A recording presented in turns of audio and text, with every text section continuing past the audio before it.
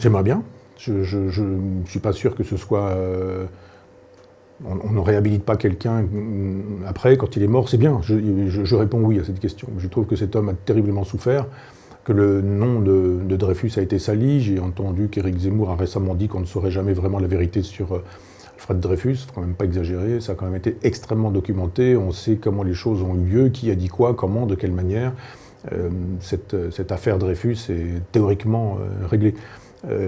Oui, c'est bien, nommons-le général, je trouverais ça très bien. Je ne serais pas contre le fait, pour le coup, de lui offrir aussi le Panthéon. Ça, je trouve que, pour le coup, ça aurait vraiment du sens.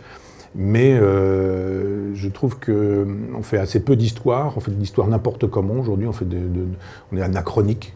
C'est comme si on regardait Bénure et qu'on voyait au poignet de Bénure une montre, je ne vais pas donner une marque, mais enfin, on dirait bah non, à l'époque de Bénure, il n'y a pas de montre comme ça. Aujourd'hui, l'anachronisme tient lieu de vérité historique. Donc on juge ce qui a eu lieu dans les temps passés avec les catégories d'aujourd'hui. On estime que, là, par exemple, Platon aurait dû lire Simone de Beauvoir, que Aristote aurait dû lire Frantz Fanon, et que ça aurait été bien si Échille, Sophocle, Euripide avaient lu la critique de la raison dialectique de Jean-Paul Sartre, et que, conséquemment, la chose n'ayant pas été faite, il faut détruire la totalité de l'Antiquité, qui est misogyne, phallocrate, etc., etc. Donc c'est un peu problématique. J'aimerais qu'on fasse de l'histoire sur le capitaine Dreyfus, et qu'on explique vraiment ce qui s'est passé. J'aimerais qu'on explique ce qu'était l'antisémitisme à l'époque, ce qu'il est devenu aujourd'hui, comment il s'est déplacé, modifié.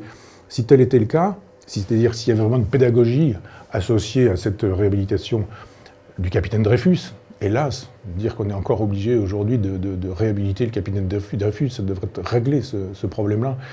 Hélas, eh bien, si c'était accompagné, cette promotion au grade de général, d'une véritable leçon d'histoire, ce serait bien, mais où sont les véritables leçons d'histoire aujourd'hui? Sûrement pas sur les chaînes d'information continue, sûrement pas sur les chaînes du service public. C'est quand même compliqué aujourd'hui de faire de l'histoire quand l'idéologie a tout débordé et tout embarqué.